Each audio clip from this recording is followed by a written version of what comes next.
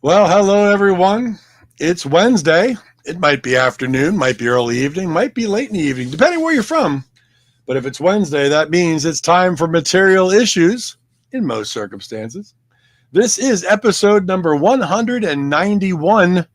I'm Mark Hershberger of Pop Detective Records. I'm over here in wintry, snowy, cold South Jersey, although it's going to all melt tomorrow.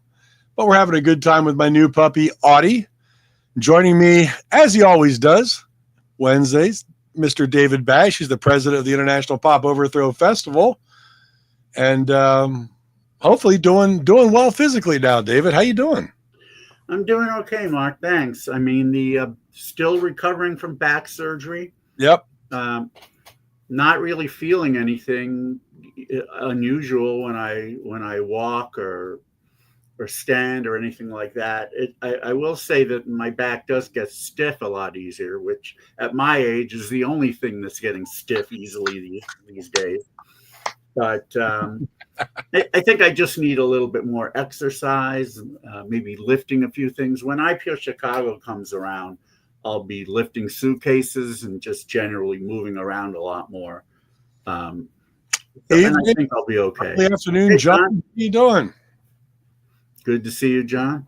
I have to remember where everybody's from before I say evening or afternoon. No, he's in the afternoon. He's afternoon right now. Yeah. Well, actually, I take it back. I'm not in the afternoon. I'm in the Gulf of America right now. Are you in the Gulf of America right now? Yeah. Hey, well, I always wanted to ask you, being in the afternoon, do you love being in the afternoon when it comes to most sporting events and things? Because it's always earlier for you guys. Well, sometimes it's the morning. Hey, Ollie. Oh, thank you, Ollie. Good to see you. You know what I mean? Like the Super Bowl for us started at 6:30. Right. Well, so when I first moved out here in the early '80s, it was kind of disorienting. Seeing Sunday football games starting at 10 o'clock. Or even Monday Night Football, Yeah. The Monday Night Football starting at 6 o'clock. Yeah. Hey, Tim. Yep. Snow falling. So, yeah, it was disorienting for a little while, but I grew to kind of like it. I just reoriented my schedule around whatever sporting event I wanted to see. So it's kind of cool. Yeah. I mean, primetime television shows, of course, are not that way because you're however you get your shows, do it for the evening. But all live events, which are always targeted here on the East Coast as 6 through 9 o'clock, usually.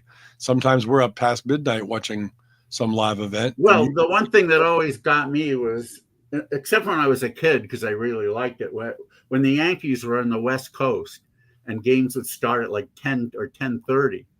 Mm-hmm. When I was a kid, it was nice to kind of fall asleep to the transistor radio, to Phil Rizzuto, Frank Messer, and Bill White. So that was always cool. But at my age now, I'm happier for the games starting earlier. 7:30 is just fine with me. Yeah, I was always kind of those things come on. I was always like, everybody out there in the West Coast must absolutely love the fact that the Super Bowl starts at 3:30 in the afternoon. Yeah, I mean, a lot of it orients out here. I mean, in many ways, New York is LA is the entertainment center of the world. Not with theater. Yeah. New York has LA beat 6 ways to Sunday, as they say. But TV, movies, it's mostly out here. So right. I know a lot of people on the East Coast aren't happy about it, but not a whole lot that can be done, really. And speaking of Super Bowl, what did you think of the Philadelphia Eagles? I barely watched it. Yeah, I don't like Super Bowl. Now, don't get me wrong. I loved the Super Bowl when it was just the Super Bowl and people actually cared about football. Now it's Super Bowl. It's a whole day's event. It's commercials. It's Taylor Swift. It's Kendrick Lamar. It's all that stuff. Yeah. I just care about the game. Although now I really don't. And another thing is, my Miami Dolphins haven't even sniffed a Super Bowl for 40 years now. Well, I'm a Redskins fan, and growing up in the 70s and into the 80s, of course, the Redskins had a few Super Bowls there, but they've been on a dry run for quite a long time. So What did you think about the name change? I hated it.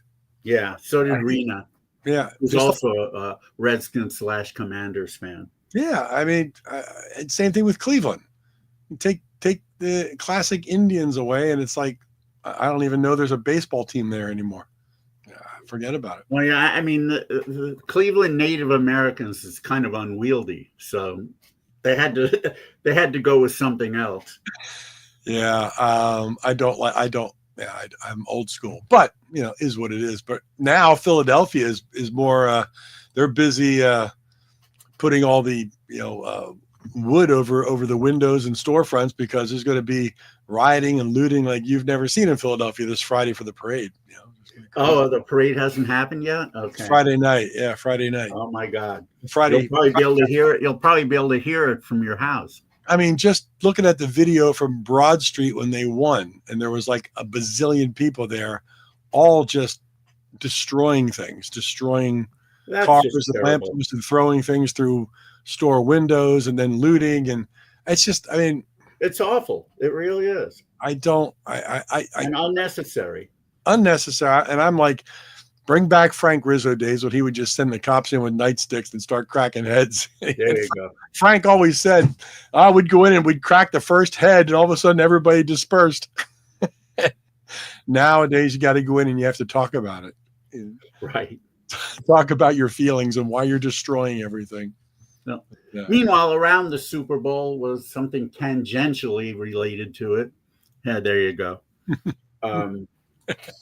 It could be, see, in Kansas City, it could be police chiefs. Yeah. It doesn't have to be Indians. Exactly right. So anyway, the whole thing all over Facebook about Bill Belichick and his 24-year-old girlfriend, and everyone is so up in arms about that. You're right, Tim. Yeah. Oh, there. Well, that too. Yeah. I don't even want to hear about Kanye. That's fuck him. All the memes with his with him and his young girlfriend. I mean, have you seen some of these things? I've seen a lot of them, and I have to say, as someone who had a dad who in his 70s was dating young women, as long, I don't know what their relationship is based upon, but as long as there's an understanding and everybody's happy and no one's deluding anybody, I don't see any problem with it. Well, you know what? He's getting what he wants, whatever that may be, and she's obviously getting what she wants. There's nothing wrong with that. As long as there's no delusions. Yeah. I mean, that's okay. I mean, and honestly, what are people complaining about? I mean, so what if when they have sex, instead of screaming, "Oh, daddy," she screams, "Oh, granddaddy"? I mean, it's just people are saying things like when he was 50, she was in diapers. Well, now he's in diapers. So right, exactly. Things just go full circle. Well, we've had this conversation, you and I off air, just about myself being single and being 63 years old, and how young for me morally is too young. And there's really a cutoff for me that I have a hard time, thinking just morally that it's correct that I should be, with someone of a certain age, and that's just me.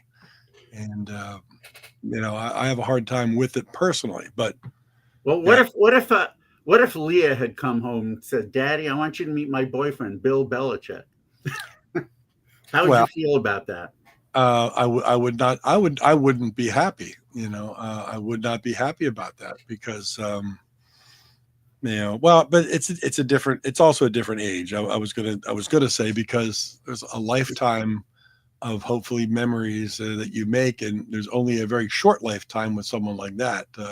That's not a lifetime. And, but then again, he wants to be happy for his last years, and I don't think it's going to last years. This thing, he can afford it, and obviously, if it was Bill Belichick, the guy who is the maintenance man at the local school, Right. he wouldn't have her. And I don't mean that in a bad way to any maintenance men at all, but she's there for one big reason, and that's quite obvious. But if that's what gets her wrong, or maybe three. But yeah, no, look, again, it's a transactional relationship. And I mean, I'm somebody who has no kids, so what do I know? I just asked someone who has a daughter around that girl's age, and you wouldn't be happy about it, even if it was Bill Belichick and not Bill, the janitor. So, and I'm sure a lot of other dads feel the same way. It could be anybody, and that age difference is just not. It's not right. Again, it depends on. What if she took you aside and said, "Daddy, I'm not going to marry the guy. I'm just going to have fun with his money for a couple of years. Then I'll find a husband." Well, I mean, again, it's a different world. It's a different world, and if that's what, as long as you're safe, and if that's what makes you happy anymore, whatever makes people happy anymore, as long as it doesn't hurt anybody else, right? So that's always how I've always tried to be, as much of a live and let live person. Yeah. And that's always the condition, that it's not hurting. And I mean, you can decide to be hurt by something and it's unjustified, but if, from a logical perspective, or from even a practical one, if it's not hurting you, don't worry about it. I mean, you've got enough of your own issues in your life to worry about, rather than what celebrities are doing. Yeah. No, is what it is. I don't worry too much about it. On another note, a new diet soda, Dr. Pepper's Zero Sugar Blackberry. Ooh. Now, I was really excited about this when I read about it, and Rena and I went shopping a few days ago, and she spotted it. Unfortunately, I'm a bit underwhelmed. It's got too much of an aftertaste, and I have to say, there are some fruits that just don't work in diet soda. Citrus fruits generally work the best, and colas work. They work fine, but the berries don't necessarily work that great. So So you're saying the berries don't work for fruits? Right. Yeah, Fey people don't like to drink this, and I'm one of them. Oh, come on! I don't know. I apologize to any fruits out there. You might like this. I don't. I love blackberry. And there was a time. There was a time when I was very much into, or not into, but I sought out zero sugar stuff because of my diabetes and things. But I started to develop it. Just I sense I got that weird aftertaste too much, and I just stopped doing zero sugar stuff. Period. And now it's just I just do water and sparkling waters, things like that. Nothing with sugar. Yeah. So I just stopped.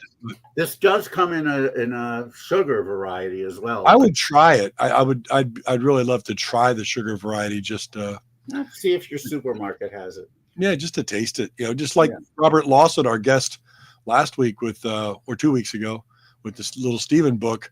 He's been posting all those Canadian ketchup potato chip bags on his site. I'm like, oh man, David's seeing all these varieties of ketchup chips. Yeah, there's still no ketchup chips in California.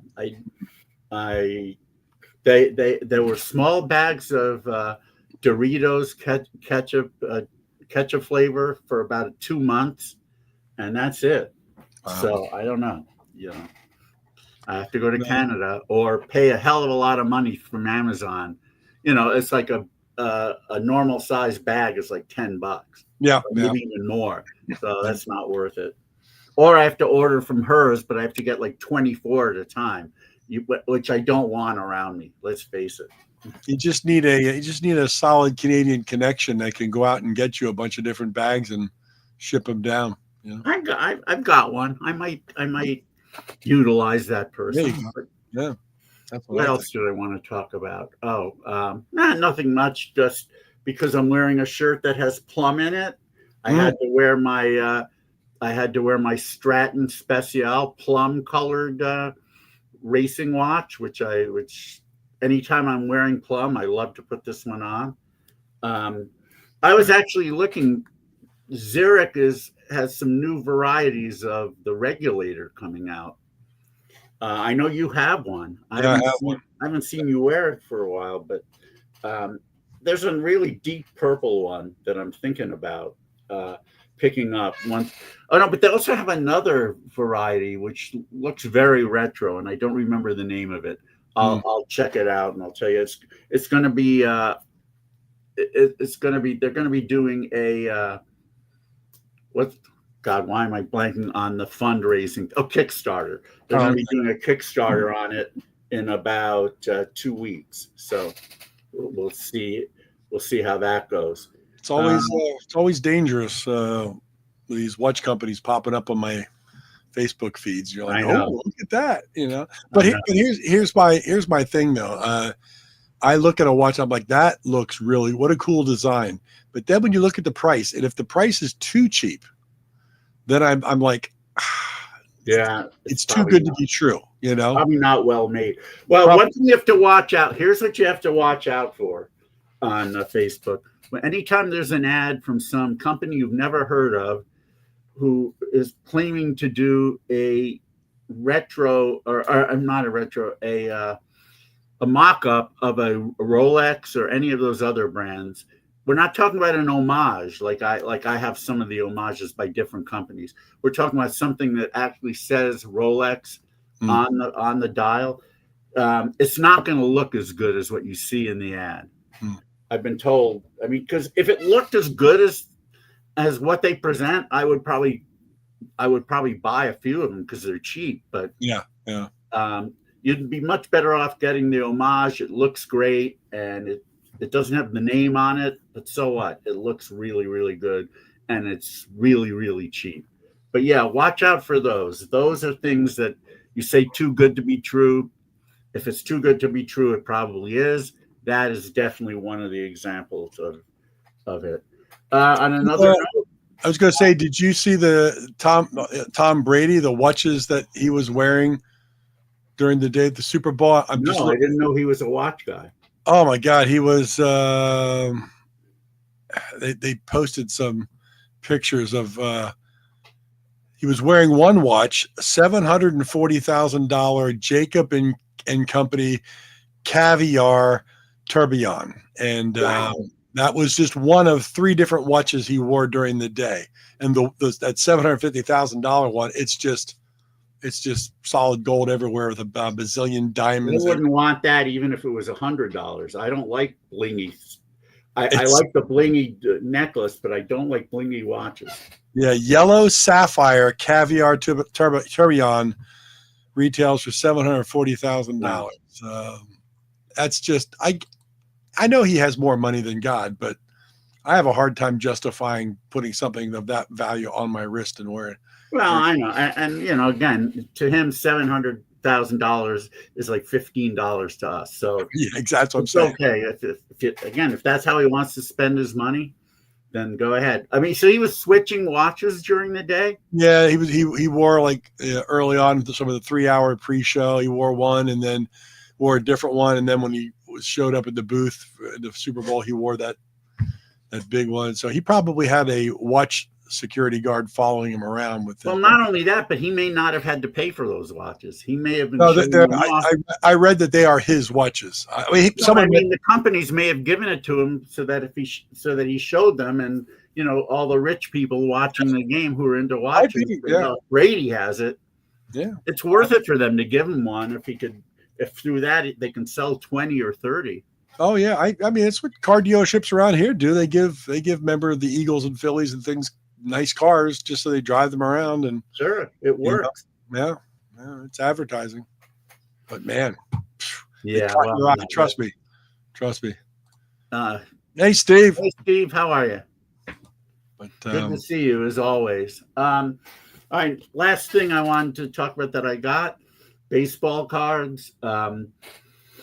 I read somewhere about the 1994 Topps Archive set, which turns out to be a reproduction of the 1954 cards. Not quite as big as those. These are standard card size of the last 60 years. They look great though. It's a complete set and more. You can see these right here. There's Jackie Robinson and Phil Rizzuto and other Hall of Famers. These are extra cards that weren't in the set initially for one reason or another. There's an Elston Howard what might have been a rookie card, Harmon Killebrew. Who else here? Well, Herb Score, who we know had his career dramatically affected by having a ball hit back into his eye. This Mickey Mantle card would have been great if it existed. Oh, yeah. What had happened in 1954, he had signed an exclusive contract with Bowman, and that carried over into 55. Once Bowman were out of the game, he was able to go back to Topps. This is what a 54 card might have looked like. Roy Campanella, all these guys who were signed with Bowman exclusively that year. And so the makers of the set added these and a few others. I just love that. That's a very cool set. Yeah, very cool. It's nice. I like that. So there we have that. Let me see. IPO stuff. Nothing much. I'll be putting together the lineups for Chicago and Liverpool in the next few weeks. I'm more or less full in both cities. I think I could have room for like 2 more bands in both places. So I'm doing well there. So we'll put that together and report on it once it's done.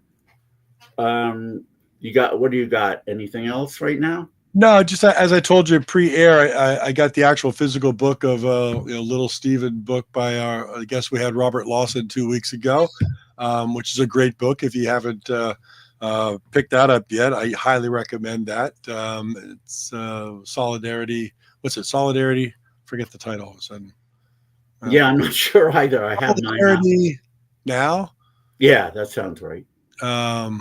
It's a Little Stevie book that Robert Lawson wrote. It's an incredible book. And then of course P. Huck's Parthenon Huxley's book on his time with ELO Part 2 in the orchestra. Highly recommend that. And then today I just ordered from our friend Ken Sharp the updated Overnight Sensation, the story of the raspberries, which is going to be a bigger coffee table size. Much bigger and hardcover, yeah. And 500 or 600 extra pages of information. Yeah. So if you're a raspberries nut, get in touch with Ken Sharp online. It's Sharp K, with the actual letter K, at AOL.com. And the book's like I think it's $87 in the US with shipping. It's a huge book, so well worth the price. But yeah, fortunately, Ken lives only a few miles from me. So once he gets them in, I'm going to go over and pick it up there. Yeah, should be great. Must be one hell.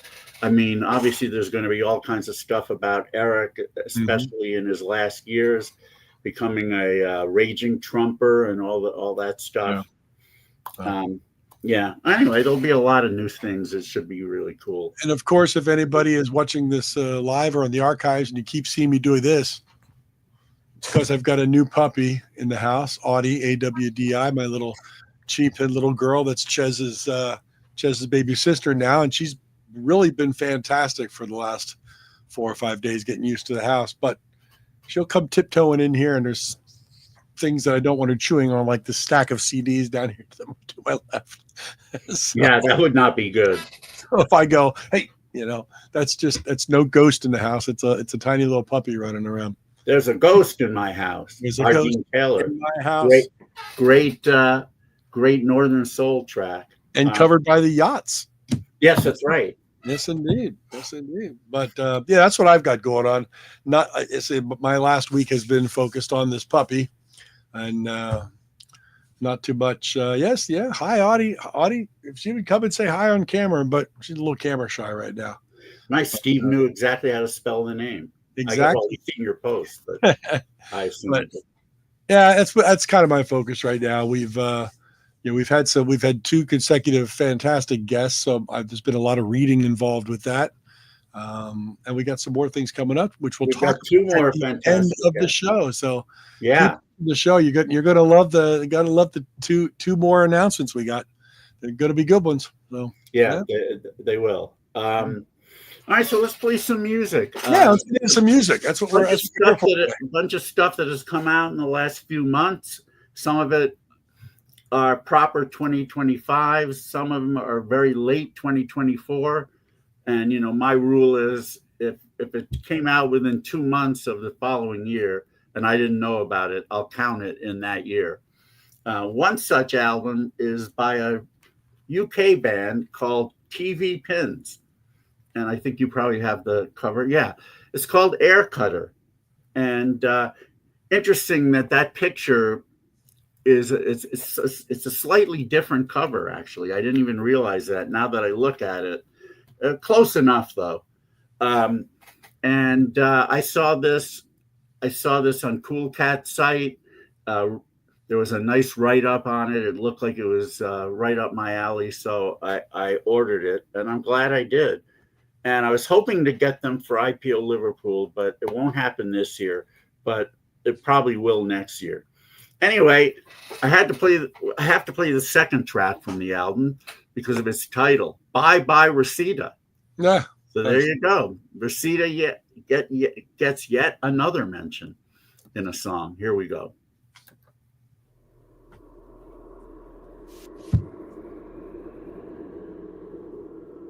3192824 3192824 3192824 3192824 Yeah, that's the number. Are you sure you got it right? Well, I think I know, I'm so sure this guy could help us. Got the keys, the car, the papers, and the lights.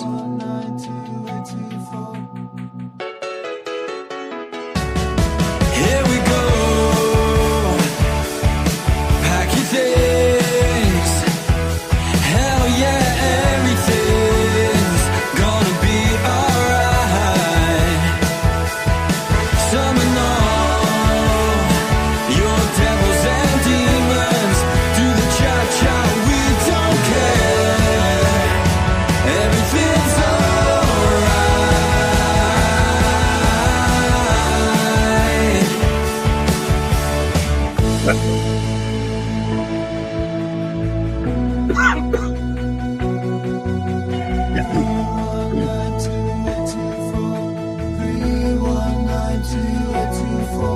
Starlight kills the fever. The coast hides behind the clouds,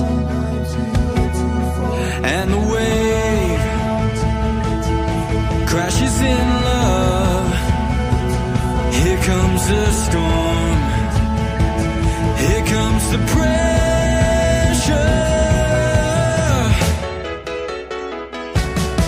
Here we go.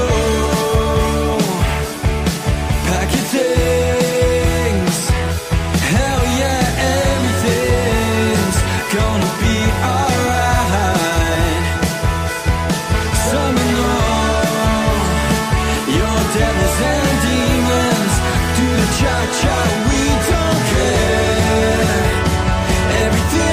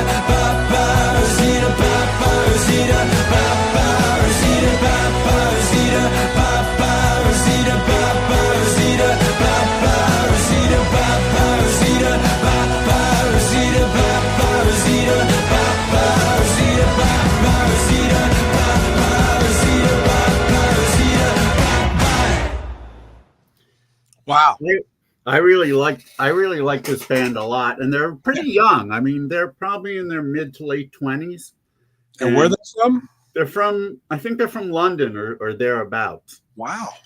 Yeah, and they're pretty young, and I mean, the lead singer is great. I mean, he's got the kind of voice that in the past labels would have heard that guy and said, I want this band.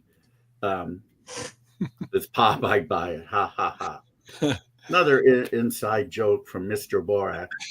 No, I really dig this out. That's good. That's good stuff. That is good stuff. Yeah. And when was that released? Well, it says on their Bandcamp, it says October 2024, but it says digital only there. So my guess is the CD came out maybe even this year. I don't know, but certainly no earlier than late last year. Definitely have to pick that up. I always wondered why, sometimes I'll hear a band, I'll go to their Bandcamp, and I'll see that the album that they have is digital only. Oh, there you go. Hi, Hannah. She's going to be in London, I think in March. Oh, wow. Yeah, she's going with a friend of hers who's at a writing convention. And yeah, have fun. Sure. Love you, sweetie. Thanks for stopping by. But that is a great sound. Great sound of that. Yeah, good stuff. Anyway, so I go to Bandcamp and I'll be chagrined because the album is digital only. But every now and then I'll contact a band and say, "Do you have a physical version of it?" And at least half the time they'll say, "Yeah, we do." And I always wonder, then why isn't it up on Bandcamp? Mm-hmm. Some people are going to look and they're going to say digital. They're going to see digital, and they're not going to be forthright and contact the band. They'll just say, oh well. Maybe they figure they'll sell more digital versions that way if they don't. But I mean, then why put out the? I guess the album is maybe just for their shows.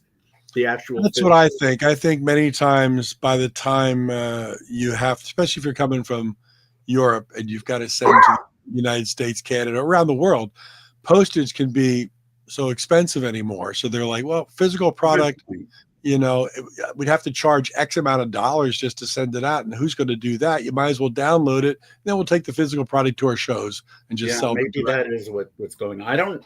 I hadn't really looked to see if that was a tendency of Euro bands as compared to US, but it might be.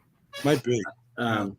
Let's see, what else do we have here? Well, lots really good. I came right out of the gate. And if you're hanging around, we've got a slightly twisted version of Stump the Bash coming up after all this music. So stick around for that. Yeah, I have no idea what it's going to be about. It's a traditional Stump the Bash, but just with a little twist. Okay. Oh, so it's going to be strip Stump the Bash. So yes, every time if I don't get 3 points, I have to take an article of clothing off. No, you have to put an article on. That's a twist. Story of my life. Yeah. Is CD printing expensive? My favorite band, the Rex, never had physical CD. Actually, Hannah, CD printing is extremely inexpensive these days. And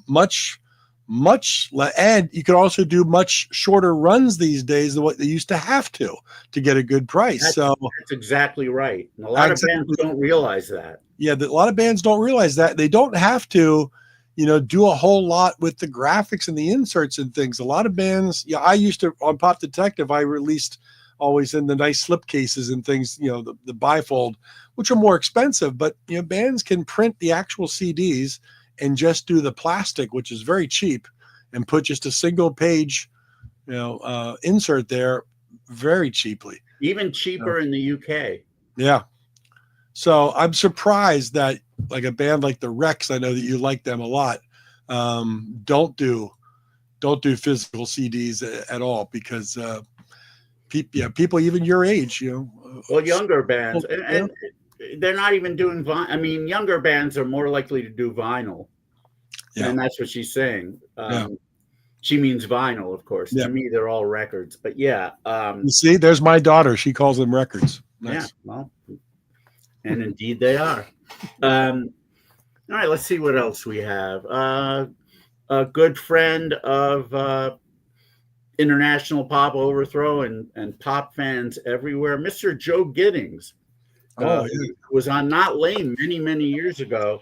Hasn't recorded much lately, but he just came out with something that has been getting really nice reviews. Stories with Guitars, and it's on Cool Cat. Nice. So I'm looking forward to this for quite a while.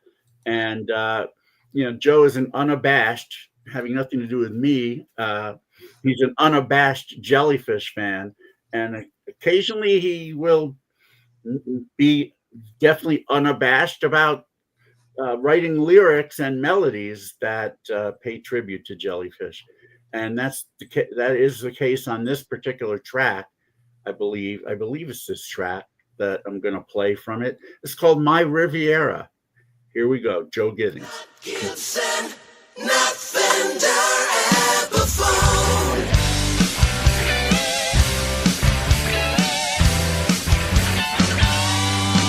I had a roll-flare red guitar, a scallop neck with a whammy bar. I practiced and played all the notes just as fast as I could. And then in 1993, I had some jellyfish milk in my tea. Joining a fan club. Everything turned on the time for the wire and the wood. I sold my red shredder to an Ingve fan, cranking out Maiden from a Chevy van. My compass 180'd almost overnight, and there she was in black and white. My Riviera, I knew from the very first day. My Riviera, all the music I wanted to play with you. It wasn't long before I found there was something about her sound, inspired and helped me to find what I wanted to do. And then a star collector came. After that I was never the same. And everyone clapped and we played every song that we knew. A couple years later at the music store, I saw my red shredder on the showroom floor. Picked it up and thought about the reasons why. Turned around and said goodbye and grabbed my Riviera. I knew from the very first day. My Riviera, you're all that I wanted to play. The curves, the neck, the weight of her body, I only changed the knobs and the wires. And to the day, I haven't spent money, 'cause she can fulfill my desires. Listen to her sing now.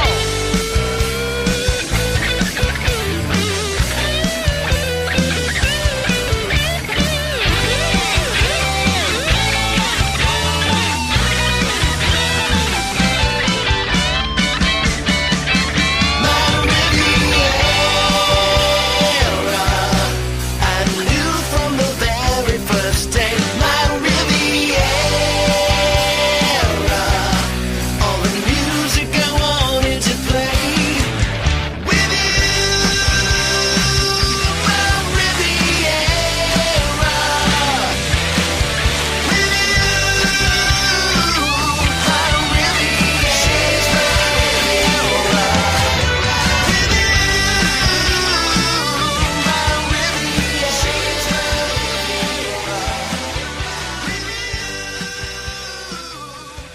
There in this power pop world that we live in, and in this ever-changing world in which we live. No, it's not even that. In this power pop world of ours, there are certain bands who are called power pop, and that does come into question. No one could ever question whether or not Joe Giddings is power pop. Because he most assuredly is. And as Don Manderfeld said, it has all the earmarks. And order info, very simple, Don. Go to Cool Cat Music, go to their website, It's on their label. It's all K's. It's KOOLKATMUSIK. Right. Coolcatmusic.com or our Google. Our good friend Ray, who was a guest on our program a few years ago. Thank you, Don. Hey, Don, good to hear from you. Good to see you here. Where you get it. If you've never been to Cool Cat's website, I mean, that's power pop shopping heaven right there. You remember how Not Lame used to send the catalog, and then they had a great website? Yeah. Then Bruce, went on to other things. Well, now Cool Cat has a very cool power pop website. There's a lot of other music there, but he's got power pop out there. Oh God, yeah, that's the place to go. Yeah. Also, Steve Monteith. You can say that Joe Giddings called out Star Collector. Yep, there you go. Even though it was his Star Collector. The rest of the world doesn't need to know that.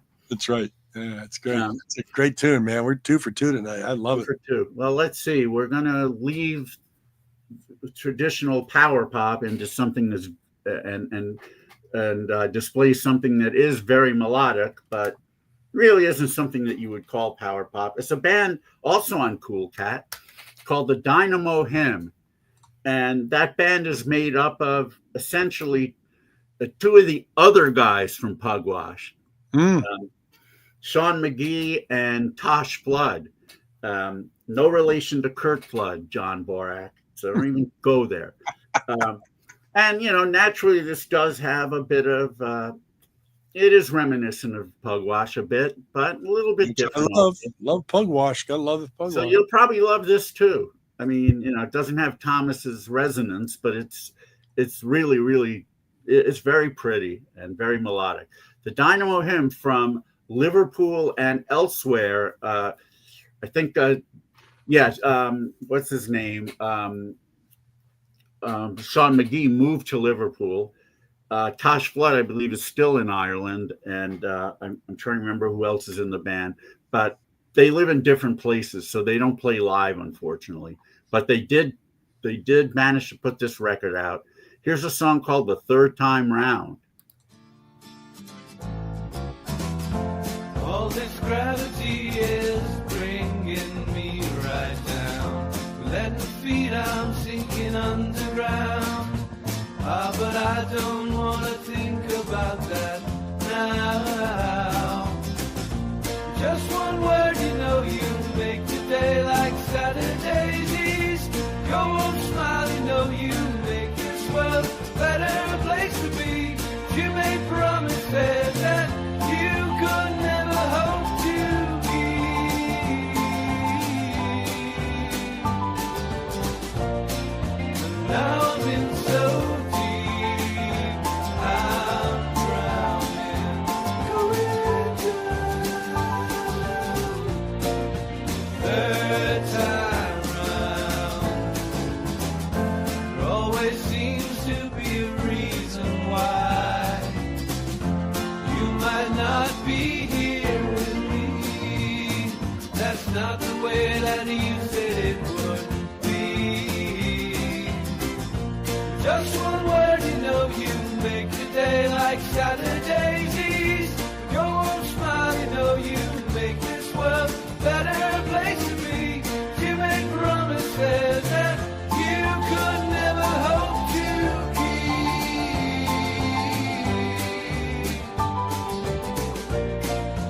Now I'm in so deep, I'm drowning, going down.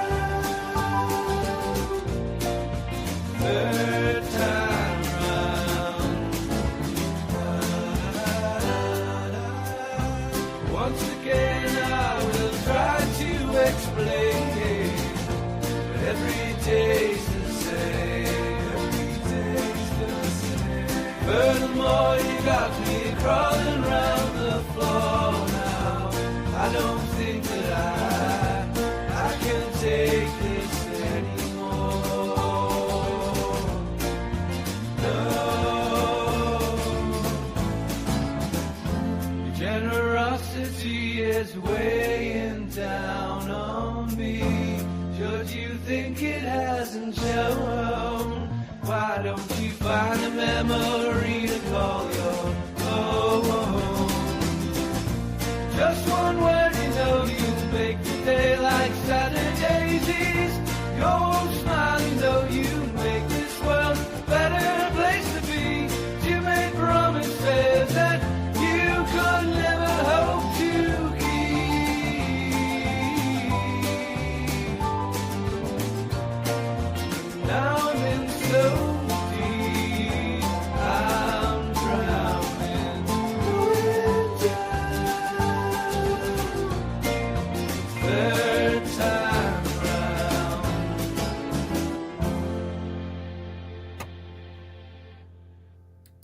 Some really nice Jeff Lynne type chords in there too. But I'll tell you what, I really like that a lot. You know, it reminded me the way they say Saturday reminded me of Fickle Pickle.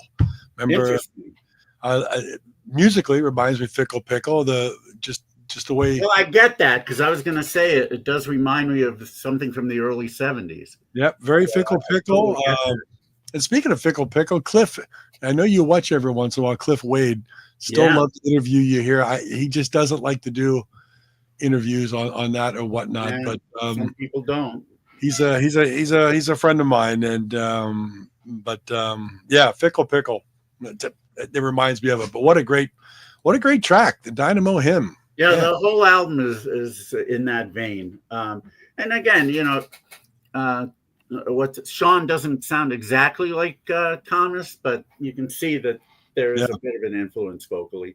It might just be that Irish thing, but definitely I hear it. Let's see what else we've got. Well, let's move over. It was really good. Let's move over to neighbors, Edinburgh, Scotland, for a band that we've followed for a long time. They've played IPO Liverpool a few times, maybe even this year. We'll see. Dropkick have a brand new album called Primary Colors. They are the pride of Edinburgh. They're on Sound Asleep Records. That is Yerker's label, right? Correct? Yes. Yeah. And the album is called Primary Colors, and you can pick that up at Cool Cat as well. See, and Cool here's Cat. a track from it. In fact, here's the title track from it. We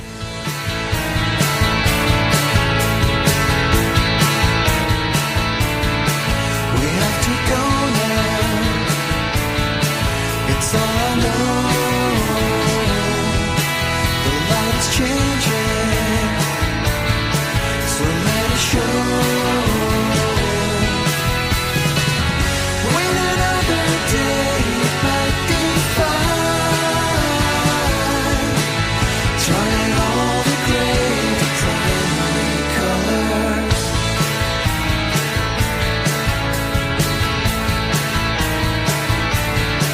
You'd be forgiven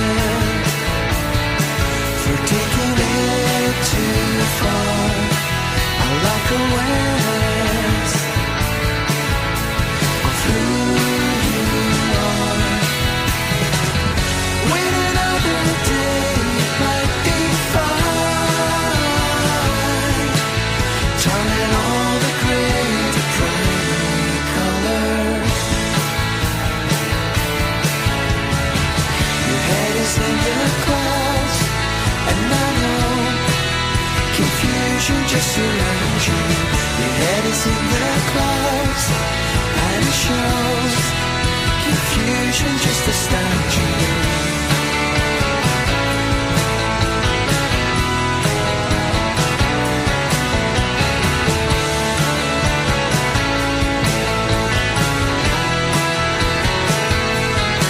What do you dream of when you are asleep? What are you hiding? The secrets that you keep.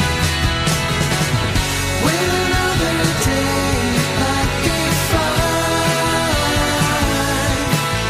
Turning all the gray to primary colors. Turning all the gray to primary colors.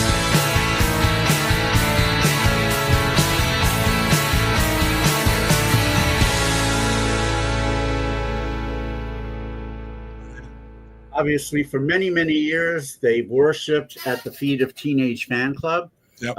Countrymen, and but they put their own spin on it. And you know, I love their stuff. It's soft, but yet it has some balls, and Really good. really great live too. See, that's another reason, John Borak, you need to come to IPO Liverpool so you can see this band. You know what? I'm gonna actually send out a contact. They played last year. They usually don't do IPO more than 1 year in a row, but who knows? Maybe because they have a new album to promote. although they always seem to have a new album to promote. And they're pretty prolific, which is great. Not complaining. Go over to Cool Cat Music. You can find this. I believe this is also on vinyl. Maybe you can get that through their Bandcamp. I have the CD, so but I believe there is a vinyl version of it if you are so plastic inclined or wax inclined, I guess. Let's move over to the U.S. and this is going to give John Borak some fodder, I believe. The name of the band is Burgess Meredith. That's right. And they are from Austin, Texas, a great city, which is where I'm from. Yes, John, I know you're going to say they should do a cover of The Joker, but they did not do a cover of The Joker, but they do have a bunch of original tunes on this album called Person Hat. It's brand new. They released it themselves. I was hoping they were going to come to Liverpool this year. It didn't work out, but maybe it will another time. In the meantime, they've got this brand new album out, and it's really, really pretty. Check out this track called Nowhere. We're getting nowhere too fast. We're getting nowhere too fast. Yeah, we're getting nowhere too fast. There you go. Getting nowhere too fast.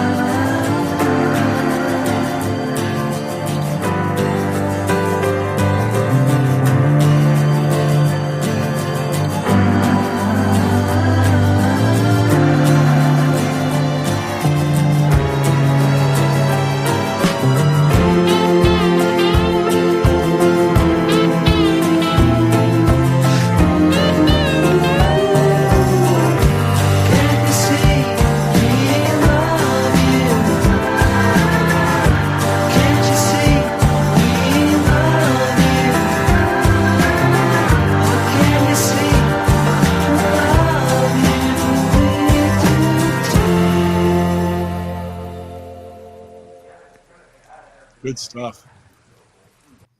Man. Yeah, very good stuff. Oops. Reprise. Yeah. No. Last time I was in Austin was 2019. The guys had a record store. Maybe they still do. they're big fans of 60s soft pop, as you might imagine, and they had a lot of really cool collector stuff there. The other thing I want to say about them is they paid me an amazing tribute on their last album when they put out the vinyl version. I knew it. It writes itself. It really does. They put out when they put out the vinyl version of their album, they had a sticker on it which had a quote from one of the reviews I wrote. Oh, cool. Of them, and I just thought that was so cool of them to do. You gotta wonder. I mean, obviously, fans, like you said, fans of 60s soft pop, but you gotta wonder where they pulled the name Burgess Meredith from. I mean, just why? They must be a fan of Batman too, I guess. Must be a fan of Batman. Yeah, John Frank Gorshin's son had a shop about a mile from my house here in Haddonfield. He had like a collector's antique type of. Really? Yeah. He spent many years on Kings Highway here in Haddonfield. Yeah. Not anymore. Does he retire or did he pass? Yeah, he basically retired and moved somewhere, I believe. Yeah. But yeah, he had many years here, which was very cool to have the Riddler's son. Did you have to solve a riddle to buy any? Get in. Actually, to get in, you had to. Yeah, I figured that. Yeah, if you didn't have a question mark somewhere on your body as well, Yeah, and I got to say, John Aston, while I loved him as Gomez Adams, it just wasn't happening as a Riddler. No. So many of those. I mean, you think about like the Joker. For me, the original was always the best. And same thing with the Riddler, the Penguin. Hard to replace. Well, I guess as I understand it, because I don't collect comics, but as I understand it, the comic version of Batman was serious, like the movies are. Yes, a lot darker. So only on TV did they camp it up. But I got to tell you, when I went to the first Batman movie, I almost fell asleep. I just can't. And I'm not saying I'm right about this. It's just how I feel. But I can't handle Batman as being morose and serious and boring as all hell. It's got to be campy and funny. Not when you grew up, when we grew up, and that's what we had. Yeah. That's Batman, yeah. And as kids, that's all we knew, so it was a big disappointment for me. I know a lot of people, a lot of fantasy geeks love the movie series. And yeah. How many Batmans are there in that series? I don't know. I 7 or 8. all the different people that played Batman in those series. So I don't know. I mean, again, Michael Keaton, fine actor. Yes. I just couldn't handle him as Batman. I actually waited on Adam West at the Really? I was working at. He came in. He was doing some, like a Comic-Con right down the street, and they came in there to eat, and he was exactly as Adam West was live. He had that same voice. It's unmistakable. Voice and the tempo, and I was like, "Hey, it was really, really nice to meet you, Mr. West. Grew up watching Batman." He was like, "Well, thank you very much." Yeah, you almost sounded like him there. It's just that timbre, that whole timbre. Yeah, no, I know. And he obviously doesn't mind it at all. I mean, on Big Bang Theory, he played a sillier version of himself. He doesn't mind the Batman connection. I think he's one of those people who greatly appreciated that moment in the sun that gave him a career for the rest of his life. He did, and he appreciates the money that he's making. But I think he enjoys it too. I think it's a win-win on every level for him. Indeed. That was great. Unfortunately, great track. Yeah, great track. Love that. Love that band, Burgess Meredith. Another good one. There we go. Another good one. Let's move from the South U.S. to the North U.S., Northwest. I mean, Tacoma, Washington, for my good friends and yours, Vanilla. You may remember, and I have to give a shout out to Steve Spaz Schnee, because back in the early 90s, I used to hang out with him, and he turned me on to a lot of stuff. And one of the bands that he turned me on to was the Liars Club, which had one of the main men of Vanilla, Jason Jarman, also had Scott McPherson. Their song Cinnamon Smiles is probably in my top 20 of all time. Wow. Serious. I love it. Well, so this is what Jason's been doing over the years, and they have a brand new album called Pitch Posh. And, that title is not accidental. It's 2 CDs 36 tracks. Wow. The first CD is called Pish. The second CD is called Posh. And I've heard almost the whole album, and I have to say the quality level does not drop at all. It's been several years since they released original music, and they really went all out on this one. I think it's excellent. Here's a track from it called Situations Change. Here we go.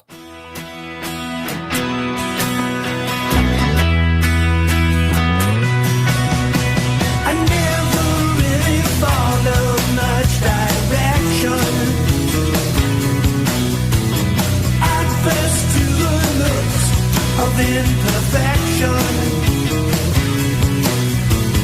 make it through the day, wondering what they'll say.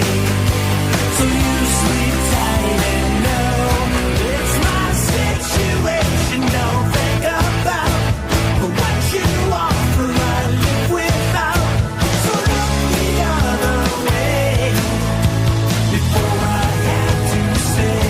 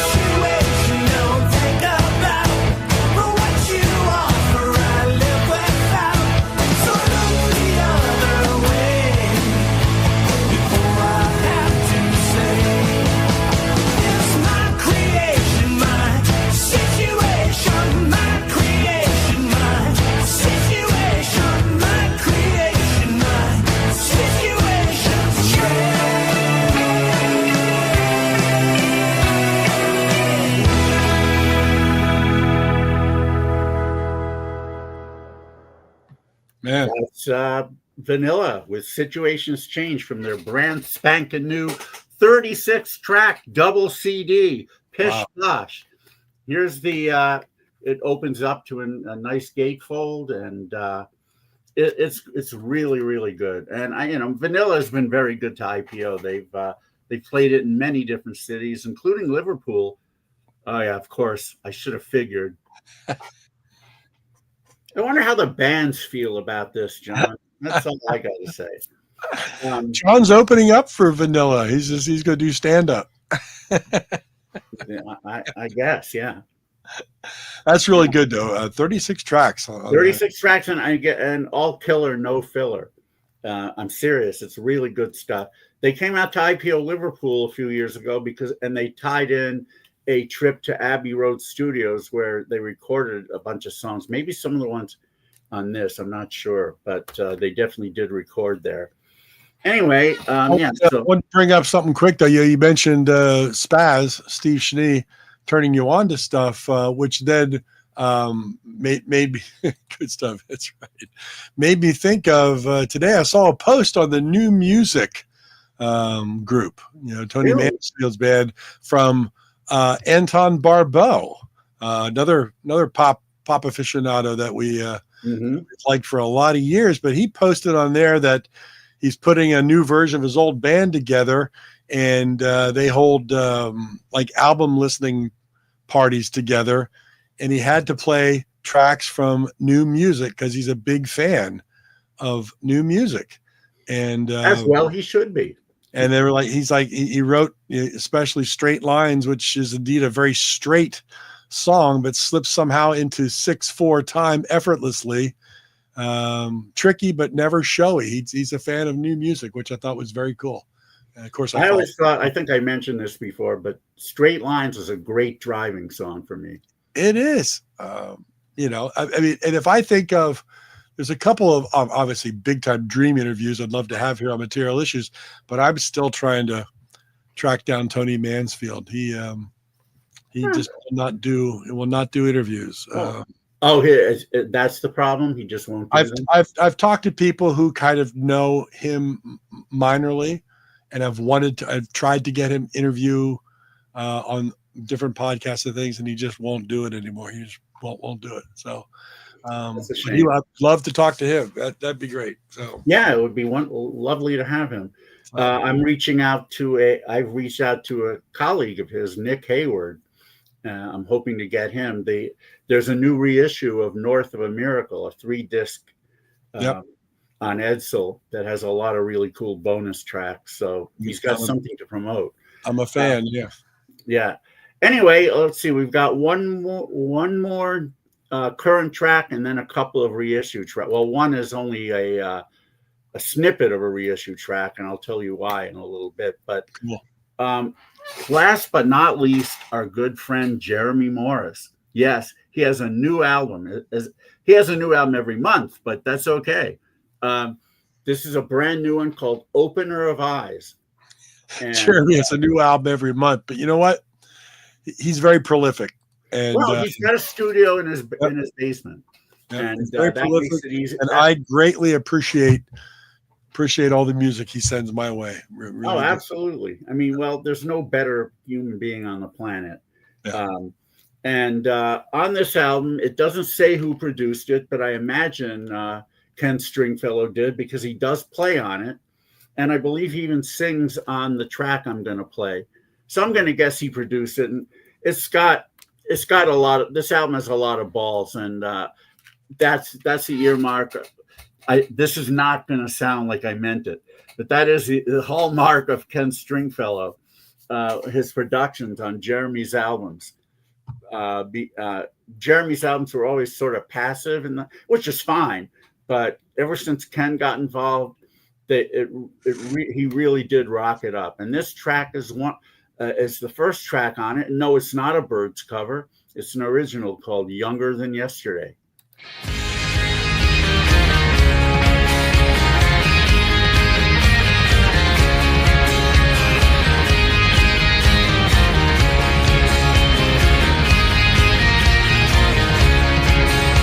I'm younger than yesterday. My eyes are open wide. Younger than yesterday. Got you by my side.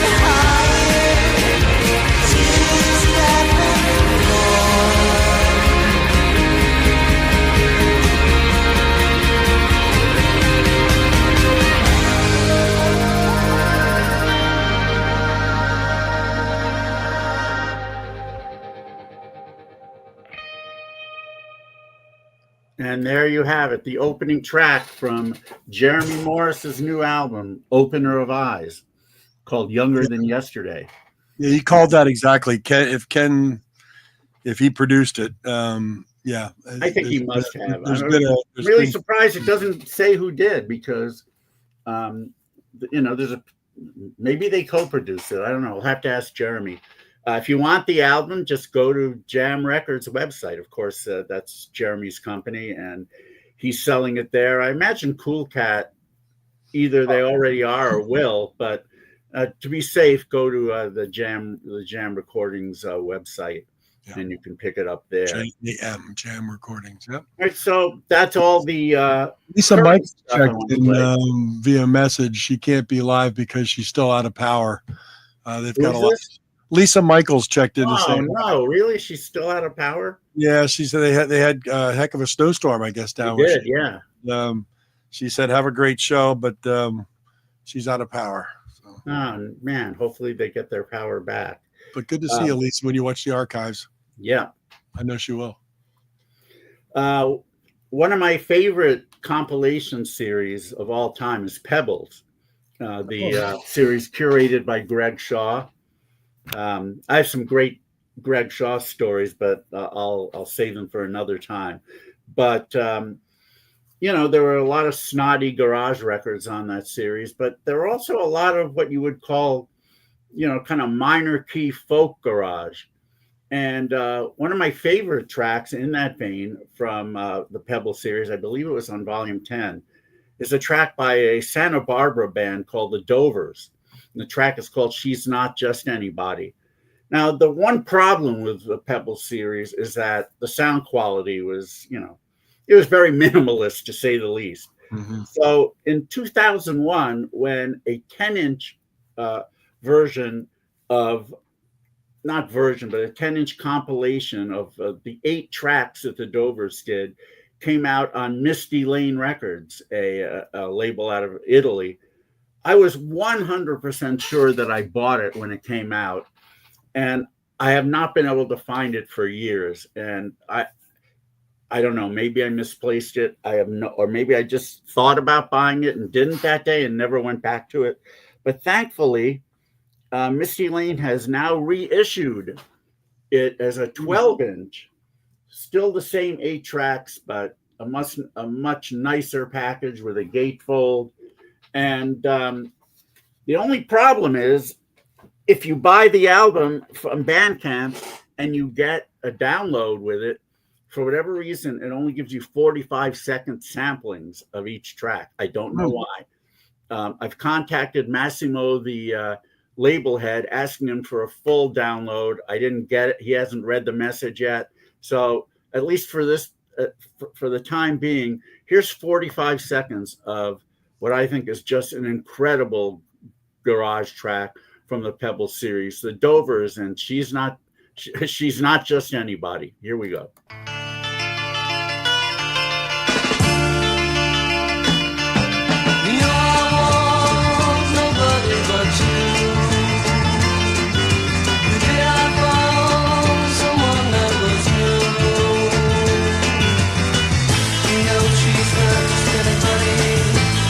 She's not just anybody.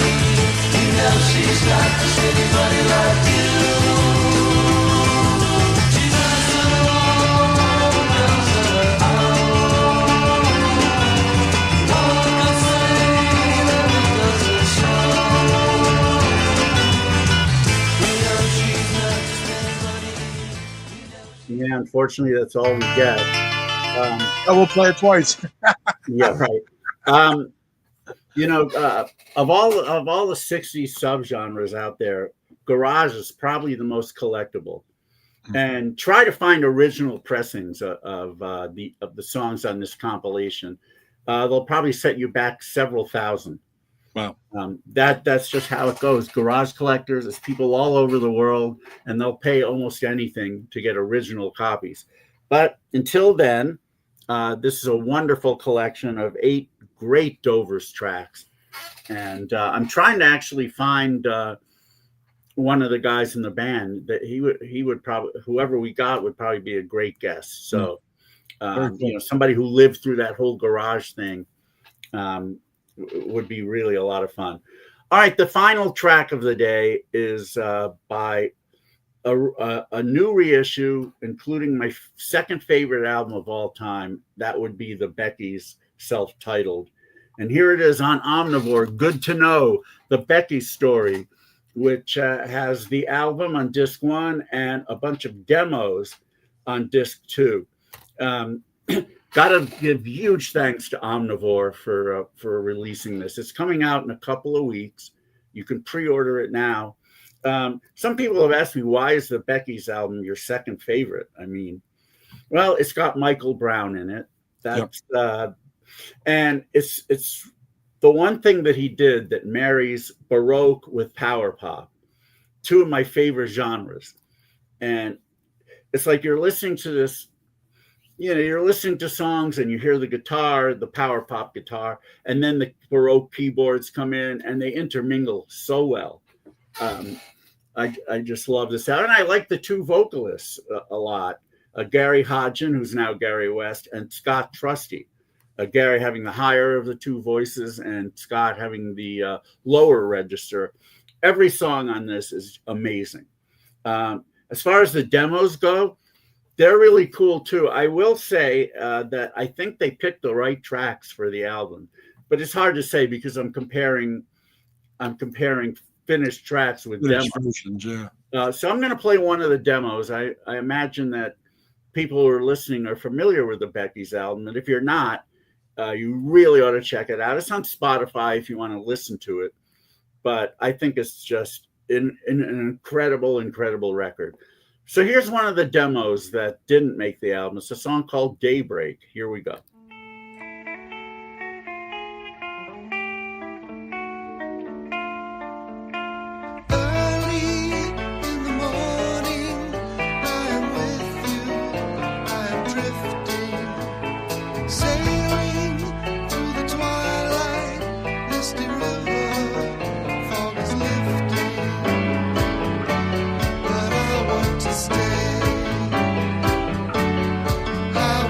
Stay.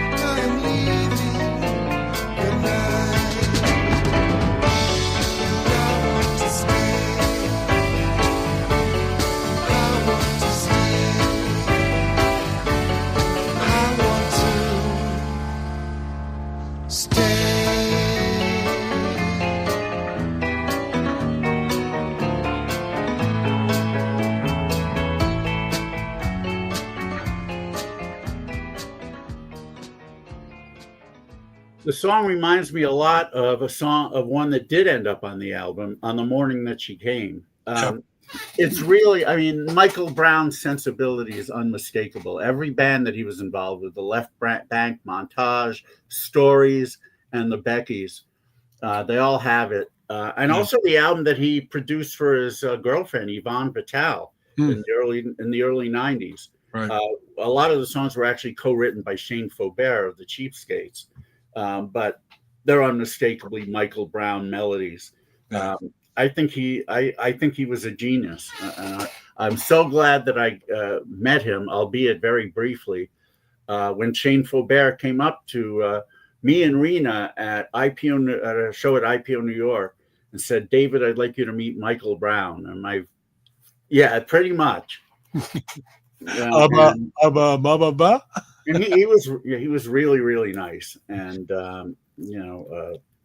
I saw him. I went up to BB King's to see the Left Bank when they kind of reunited with Rick Ryle from the Gripweeds and whatnot. Mike Fornatal, Fornatal, and they brought Michael Brown. He was pretty fragile, but they brought him on stage, put him at a keyboard, and they did Pretty Ballerina and Renee, and I just sat there like. Yeah. No, I've heard that. I've never seen it, but I've heard that they did a wonderful job. They do those songs justice, and I know that Mike Fornatal is a great vocalist. So. Oh, indeed, yeah. I've seen that. I saw. Well, they don't do it anymore, because nobody's left. But I saw them twice. I saw them at BB King's, which is a big locale, and then I saw them at a small place. I forget the name of it up in New York, and just both times blew me away. It's a shame that they never did make it out to California, and I wasn't around when they were doing what they were doing, so I missed it. But it was great. They had videos, and they had a cello on stage, a violin on stage. No, with those guys in the band, they're going to do it right. They're not going to mess around. So anyway, so this is the upcoming release on Omnivore. The Becky's Good to Know the Becky Story has great liner notes where they interview Scott Trusty, who was the lead singer on the track we heard. And it's coming out in a few weeks. Again, if you're not convinced, listen to the Becky's album on Spotify or wherever whatever service you use. And if you don't, if you like it, you'll be able to buy it with these demos, which are worth it for sure. So there we go. That's what I have for now. Next time that it'll just be you and me. We'll play some more stuff. I'm sure I'll have it at that point. Great night of music, boy. I'll tell you, hit it out of the park. It's a lot of stuff for people to check out. Yeah, for sure. I try. No, it's fantastic. I love it.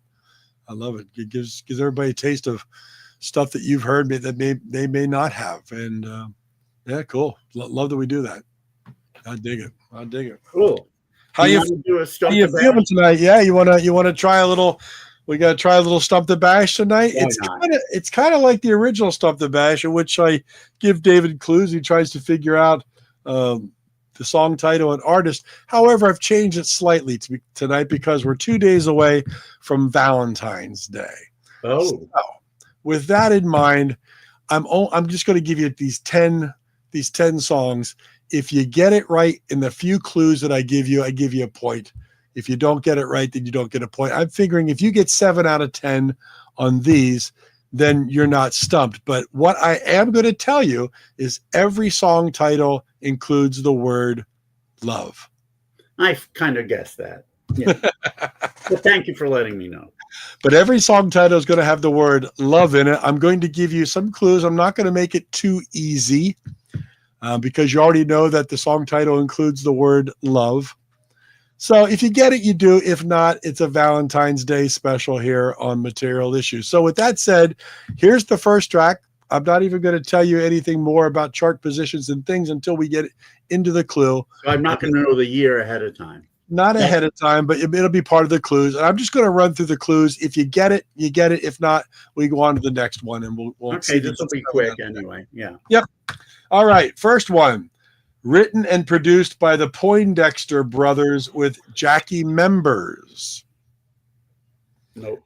Released on the Atco label in August of 1971. This group's biggest hit song reached number 15 on the Billboard Hot 100. And the final clue, it tells a story about a man coming home early in the morning to his understanding wife one too many times. After the song's bridge, he finds himself lying in the hospital, bandaged from head to toe. Well, I think it was from feet to head. Feet to head. Yeah. Right. Yeah. But now I'm forgetting the name of the group. That's hard. I know. No. I mean, obviously I know it. I'm just not thinking of it. Hold on.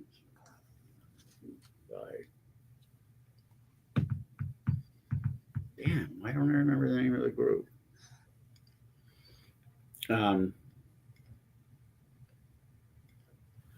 Boy, it's just old man stuff happening right now. The song is just a thin line between love and hate. Yes. But you got the song. I would have thought it did better than 15. That's interesting. It was definitely played more in New York. Yep. But why can't I? I'm thinking of all these other groups. Tim Allen has it. Yeah, I'm sure. I mean, I would have it too. It's just one of those brain fart things that I just I don't remember the name of the group. Hold on. The other group names are interrupting. Yeah, I'm sure you guys have it. They don't want to put any pressure on you. You know, like Main Ingredient or Free Movement. And I know it's not either of those. It's right there. It is right there. It's like the time I missed Break Up to Make Up. I had every other stylistic song but that one. Yeah. It's true, John. Yeah. That's a Honeymooner's line. Yep. Yeah. Yeah. Funny though.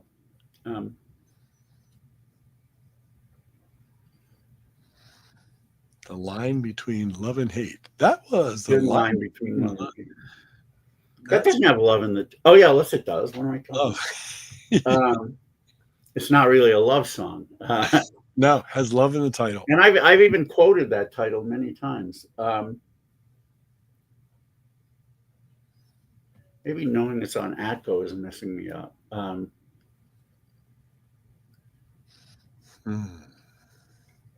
Valentine's special. Stop the bash.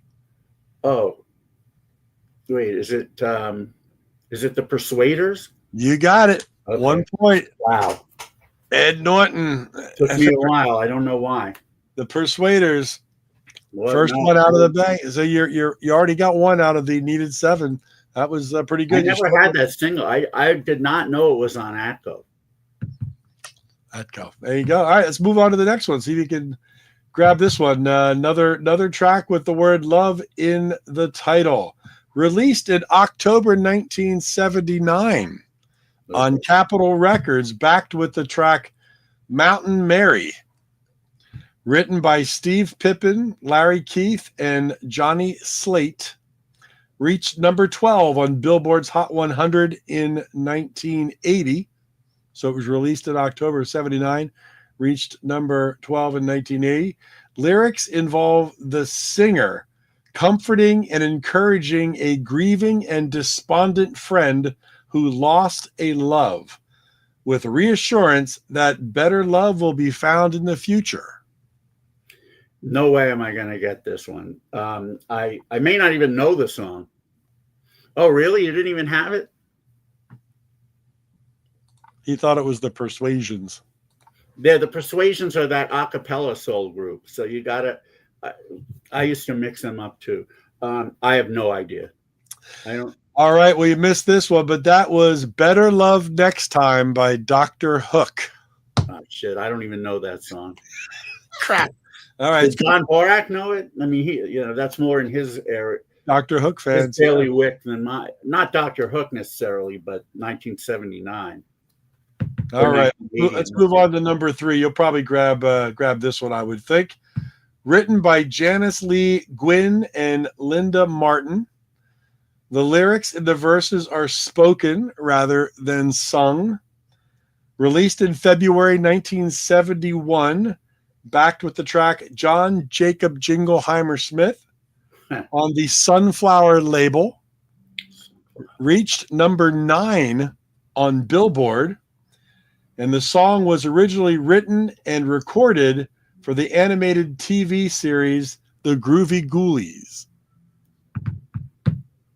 Oh, in the parentheses is the word love, isn't it? You got it. Okay, it's maybe I don't remember Maybe you don't. It's Chicka Boom, Don't You Just Love It by Daddy Dewdrop, who was a math teacher apparently. Some people think it's Joe Walsh, but it's not. It's an actual. Well, it's got that Joe Walsh raspy kind of voice like I have right now. Too many basketball announcements. Yeah, you got that. Yeah, I certainly remember seeing it on the Groovy Ghoulies cartoon also. Yeah, because you were not so sure when I said the Sunflower label and then number 9, but then when I said Groovy Ghoulies, I saw the light switch go off. That did it. Yeah, that did it. All right. Yeah, you're 2 out of 3 right now. We move on to number 4. Released in April of 1972 on the Atlantic label, reached number 5 on Billboard. Won a Grammy Award for Best Pop Performance by a duo or group with vocals. In the lyrics, the singer realizes, I guess it must have been my fate to fall in love with someone else's love. Now all I can do is wait. So it was on Atlantic, and when did it come out? Released in April 1972 on Atlantic, reached number 5, won a Grammy Award for Best Pop Performance by a duo or group with vocals, and in the lyrics, the singer realizes, quote, I guess it must have been my fate to fall in love with someone else's love. Now all I can do is wait. Why not? I don't remember those lyrics at all. So those are lyrics from the song? Those are lyrics, yeah. I don't even remember. Number 5, 1972, Atlantic. So it was released in April, so I imagine it was probably a hit late spring or early summer. Yeah, probably, yeah. And it was on Atlantic. Who was on Atlantic? I don't know what groups were on Atlantic. Love is in the title. I can think of one, but it's not them because they didn't have their first Atlantic hit until later in the year. At least I don't think. Wait. No, that's not that. Yeah, I used to have it, Tim. Let's see. Wow. Won a Grammy Award, too. Well, yeah. Duo or group, okay. Wow, how can I not know? Wait a minute. No, that's not on Atlantic. Who the hell was on Atlantic then?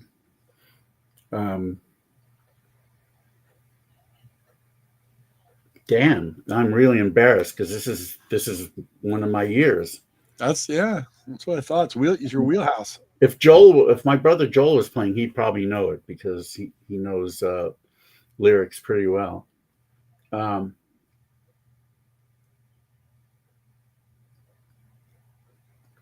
Wait, was this on Atlantic?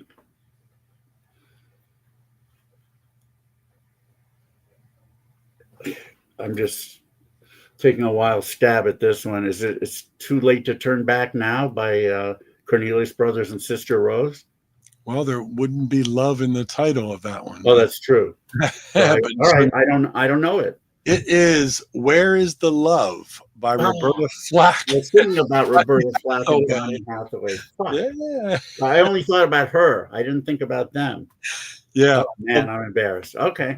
Duo or group. I don't really know the lyrics to that song well, so Yeah. All right. Well, we're 2 out of 4, so you have one error to go oh boy. to be all right. It just shows how unimportant lyrics are to me in so many cases. All right. Well, this one's got a few more clues. Here we go. Soul Ballad, written by Sylvia Robinson and Bert Keys in 1968. It was released as a single in March 1970 on the Stang label. I know what it is. Backed with I Won't Do Anything. What is it? Now, again, I have to remember the name of the group. It peaked at number 3 on Billboard in 1970. I know the song, but I'm forgetting the name of the damn group. Did you know that Willie and the Mighty Magnificents provided most of the musical backing? I did not know that. And did you know it originally was found as a filler track on this group's 1968 album, Not on the Outside, but on the Inside Strong? Wow. The song is Love on a Two-Way Street. I will give you that. Yes. And I'm just messing up because I knew it was on Sylvia's label. I think I even knew she wrote it. But it's a great track. It really is. And I'm just blanking because I'm getting old. Oh, I know it. It's The Moments. You got it. Moments like these. I would try David's soul. They really are. Love on a two-way street by the It's taking me moment. forever to pull out the songs that I should know immediately. Well, I knew the song, but can't remember the names of the groups. God, give me a break. Let's see, David. Wait, Dottie Hathaway's sister Jane is upset. Yeah, believe me, I thought the same thing when that song was out, John. Yeah. The only other Hathaway I knew was Jane. All right. Well, you're 3 out of 5, so you're still in the game. Another late 70s, and I'm out. But well, this one might be borderline, but I think you have this under control. Here we go. Song number 6, released in February of 1976 on the Capricorn Records label, backed with the song "Have a Good Time." The artist that wrote the song for this album did not sing lead vocals on the track. A background singer named Mickey Thomas was asked to sing it. This track peaked at number 3 on Billboard, and in their 1990 essay, Rock and Sexuality, Simon Frith and Angela McRobbie suggest the song lyrically captures the distinction in rock music between cock rock and teeny bop. it's funny because a lot of people who really liked Mickey Thomas's vocal on this, when he became the lead vocalist of Starship, they actually absolutely hated him. Yep. But the production was different. And, you know, Mickey Thomas is a belter. And that worked in 1976 production. It did not work in early 80s production. It was, you know, kind of the same thing as Jim Peterick singing Eye of the Tiger, sounding much better when he sang Vehicle, although John Borak hates that song. I know, but I don't. Anyway, it's a Fooled Around and Fell in Love by the Elvin Bishop Group. Yes, indeed. I remember that song coming out. I think it was on Don Kirshner's rock concert. And there was this guy who was a know-it-all. We were sitting in our dorm room at Syracuse University, and not in the dorm room, in the lounge. And we're watching this, and he goes, "Man, that Elvin Bishop can really sing." And I said, "That's not Elvin Bishop."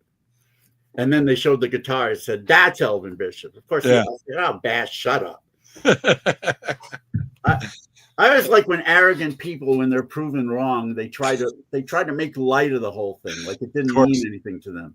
Of course, I always loved that song. I for whatever reason, that hit me at a time and place again. You know, all songs do that. You know, yeah, they totally do. Oh, John, here you go. You don't like playing drums on Eye of the Tiger? John, you said you didn't like Vehicle. You've told me that many times. Tim Allen is tanking now. Well, David is 4 out of 6. He's got 4 to go. I get 3 out of the next 4. Here we go. Track number 7. This will be interesting. All right. This is a song written by Paul Williams and released by this group in November 1971 on the Dunhill label, backed with the track Jam. And according to the Karen Carpenter biography, Little Blue Girl by Randy L. Schmidt, Williams originally intended the song for the Carpenters. Richard Carpenter rejected it, although Carpenters did record many Paul Williams songs. Ranked or peaked at number 4 on Billboard. What is the track? When I first heard it, I was kind of disappointed because all the other Three Dog Night tracks that I'd heard up until then, I liked a lot more. It's grown on me over the years. But it's never going to be, I don't think it's ever going to be like a favorite out of all the Three Dog Night. But yeah, it's just an old-fashioned love song by Three Dog Night. As soon as you said Paul Williams and then you said 1971, I had it. Yeah, I figured you would. It was an interesting song with the word love in the track, and knowing that I didn't know he intended it for the Carpenters. I didn't either. Even though they had a couple string of hits with Paul Williams songs, Richard Carpenter didn't like the song and rejected it. And, I'm kind of glad that he did. I'm trying to imagine what their version would have sounded like, and I kind of Karen Carpenter can make anything sound good. But I mean, it still wouldn't have been for me. Superstar is like such an amazing song, which came out just a little bit before that. So I would have been kind of disappointed but as it turned out, Hurting Each Other was their next hit, and I was not disappointed with that at all. Yeah. But okay. All right, your final. Did the original Hurting Each Other? What's that? You know who did the original Hurting Each Other? Or at least I think it's the original, because I think it's written by the guy in the band. It's actually a very nice version. I believe, and if someone can correct me if I'm wrong, I believe the original was by the Guess Who, pre-Burton Cummings. Chad Allen, when he was a lead singer, on their second album, pre-RCA, which, by the way, are very collectible albums. I don't have any of them. I have reissues on CD. But anyway, Hurting Each Other, I believe, was written by Chad Allen and somebody else. I'm pretty sure they did the original. Very nice. Oh, very cool. Very nice version. All right. Well, you're 5 out of 7, 3 to go. So you got to get 2 out of the 3 correct. Mm-hmm. This one might trip you up a little bit. Probably not. All right. Written by Giorgio Moroder, Pete Bellitex, and this singer. Wait. It's written by Giorgio, and what's next? Pete Bellitex. Or Belletieu, and this singer. So the singer of this track helped write it. Released originally in June of 1975 in the Netherlands, and then November of 1975 worldwide. On the Oasis label, backed with Need a Man Blues. This singer, a complete unknown at the time, suggested these lyrics to Moroder, who turned them into a full disco song and asked the singer to record it. The full lyrics are somewhat explicit. When the singer was asked if she was alone in the studio when she recorded the vocals, she said yes. Well, there's 2 songs from my youth that have been thought that are not exactly my youth, my early teen years, that were thought of to be like the quintessential masturbation songs. The one that you're talking about is one of them, but it never was for me. I liked it, but I thought it was a little bit too over the top. I like something a little more subtle. That would be Pillow Talk by Sylvia. I had a lot of good times by myself listening to that song. John Borak is retching right now. As if none of you guys ever did that. Pillow Talk was the sexiest song I've ever heard, probably. Yeah. But this is Love to Love You, Baby by Donna Summer. You got it. You got it. Once you said Giorgio, I knew it was something by her. But at first I was thinking I Feel Love. You mean You're Not Alone Now, or you mean never He's not alone in the studio, but uncomfortably so. Yeah, I'm sure I made him uncomfortable with that. But yeah, I mean, I thought it was I Feel Love, which I actually like better than Love to Love You, Baby. And I would guess Giorgio wrote that too, because he produced pretty much everything she did for a long time. Well, it's interesting because she said she was alone in the studio, but of course everybody thinks that things were going on, but masturbation-wise with her. But they asked her, did she touch herself in the studio? And she said, yes, I touched my knee. And they said, well, what were you thinking of? She said, I was thinking of my boyfriend. Okay, well, so not a bad idea. It wasn't as explicit as everybody, because everybody was saying she was actually having orgasms while she was singing the lyrics, but I never bought that. No, neither. But they did ask Sylvia, by the way, since now we've come full circle. Yeah, maybe you are, John. Anyway, they did ask Sylvia what environment she was in when she recorded Pillow Talk, and she said the studio was dark and she was naked. That's all she would say. Whether or not that's true, I don't know.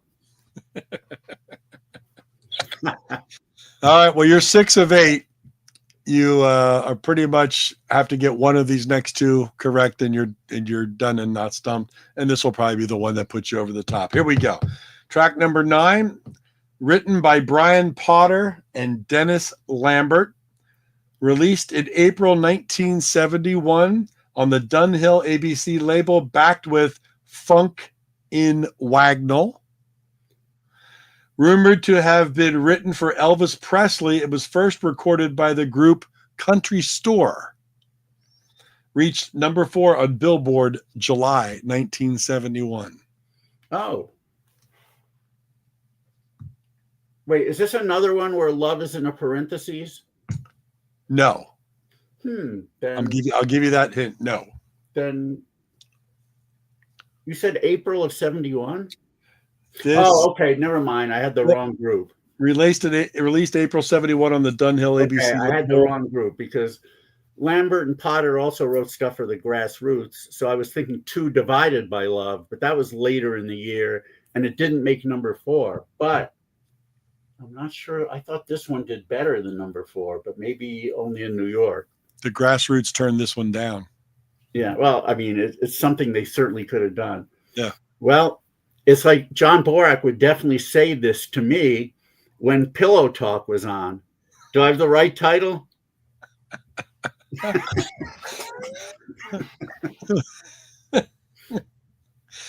What would he say? He would say, "Don't Pull Your Love." Yes, he would. By Hamilton, Joe Frank, and Reynolds. No, it's not 4 guys. It's 3. That's right. Hamilton, Joe Frank is one guy, and Reynolds. Yep, there you go. I would have thought that made number 1 on Billboard, but it's almost certainly made number 1 on WABC. Yeah, it reached number 4, peaked at number 4. So yeah, it was bigger in New York. And I know I never did play with myself to Don't Pull Your Love. In fact, at the time it was out, I never even thought of that reference, which is not what they were talking about anyway. Right. It was not a euphemism for anything. Another great track. I mean, it is a great track. Part of what I love about doing this is just rediscovering, some of these tracks I haven't listened to in a while. And I always do the clues, but I always listen to them on Spotify or wherever I do just to bring it back. And, that's a wonderful track. And yeah. The Greenberry Woods did a song called Smash Up, and it always reminded me a lot of Don't Pull Your Love, melody-wise. I don't know if you know the song, but I totally hear it. Oh yeah, I remember that track, John. Don't whip your love out. Huh? That one didn't peak. Wise guy, how are you doing on this? I bet you're not doing as well as I am. Well, David, you are masturbated to the right tracks. See, you are 7 out of 9. You are not stumped. We're just going to see if you can make it 8 out of 10. Right? Yep. One last track. We'll do 80%. It's a solid B average if you get this one. Oh, come on. Well, I'm just going How by the hell do you get an A? professors. This should be graded on a curve. I mean, come on. Anyway, go ahead. Well, if you wouldn't have pulled your love out, it would have been on a curve. No, there you go. There you go. All right. But I'm bummed. All right. Track number 10. Here we go. Originally released as a promo track under the title Hail. Released January 1974 on Epic, backed with the track Day to Day Life. The song features a prominent electric sitar. Peaked at number 5 on Billboard, April 1974. Written by band members Lolly and Pat Vegas. I should know it from that. Yeah, I figured that last clue would give it to But you. it didn't. Epic. And when did you say it came out? Originally came out, released January 1974. January 74 on Epic. And peaked at number 5, April 1974. Wow. This is something I should know.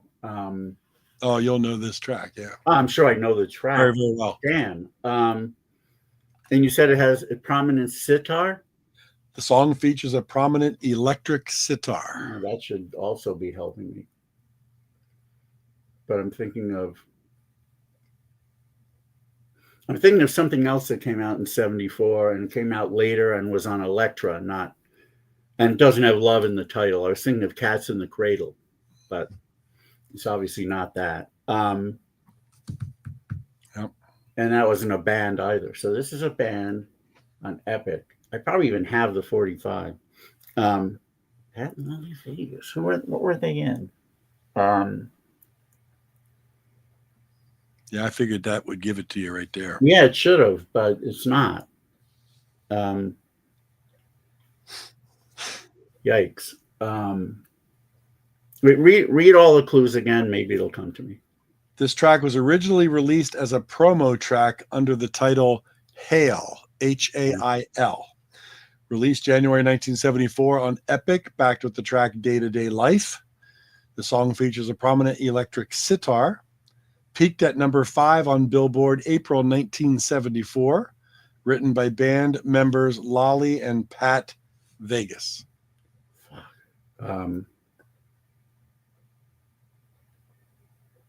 Wow. No, I mean, now let me think of the word love. So what would it have been?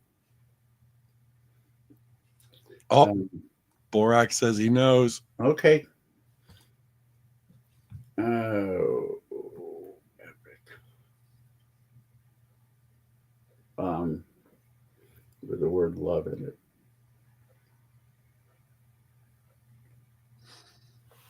Yeah. You said April? April 74. All right, so it probably, again, would have probably been a hit sometime in late spring or early summer. Yep.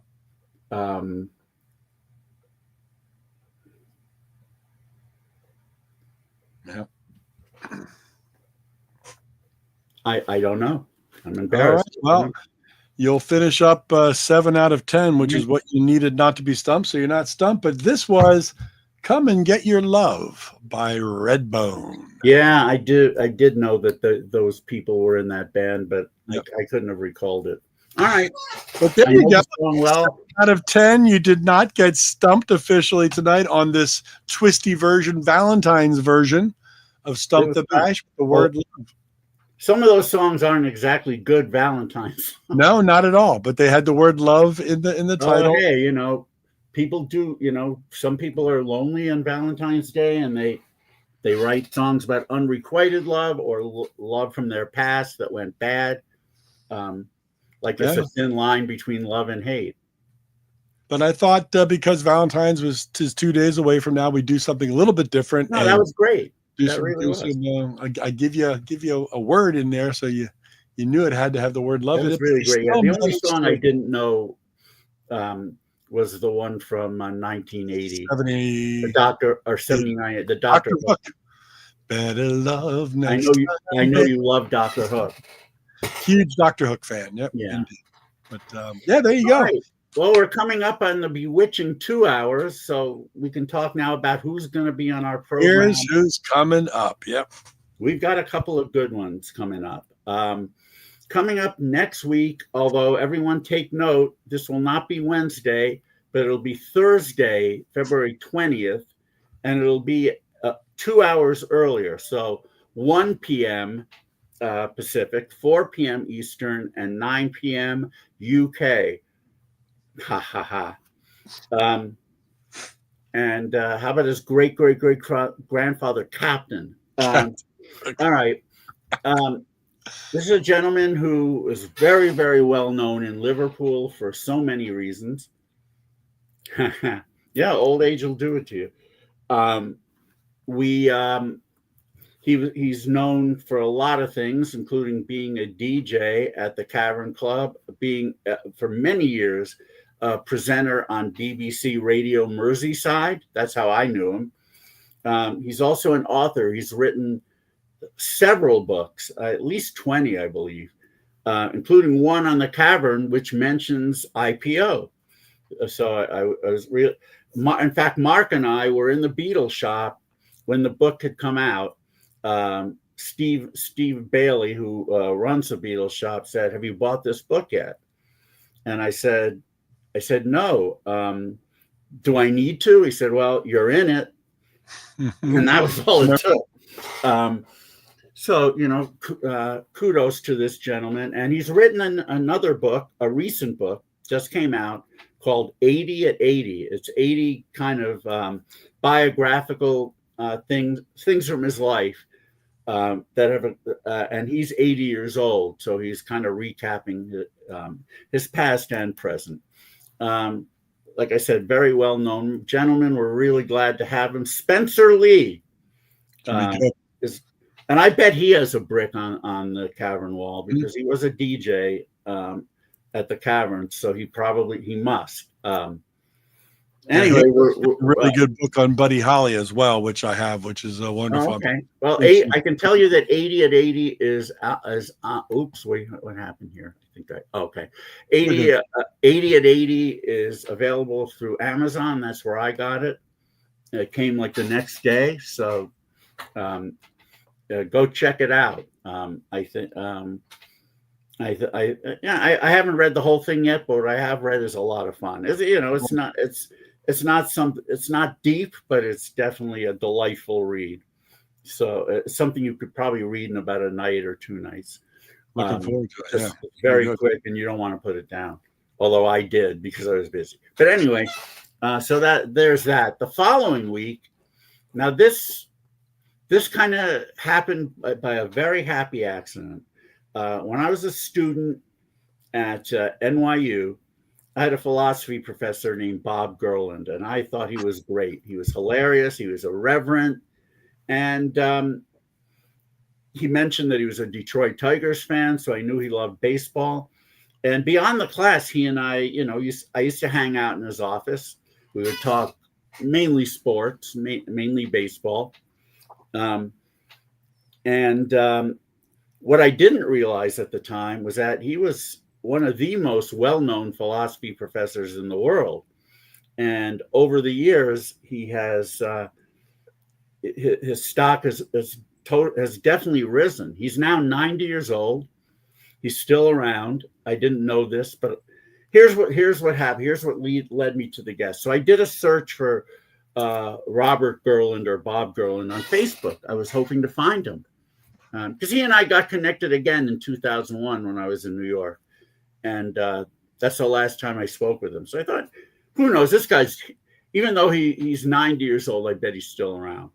Well, I couldn't find a Facebook page for him, but I did find a Facebook page for a person who was in a band with him. Yes, Bob Gerland was also a very well-known trumpet player, big jazz hound, and I'd forgotten that.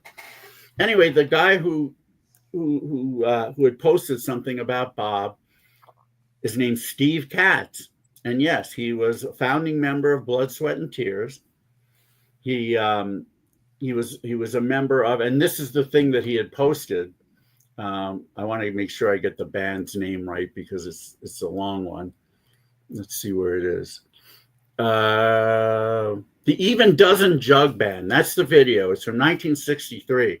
And among the members of that band, beyond Steve Katz and Bob Gerland, are John Sebastian and Maria Moldauer. Wow. Yeah, both. I didn't know she was from New York, but she was. And a few other people that are somewhat known. Stefan Grossman.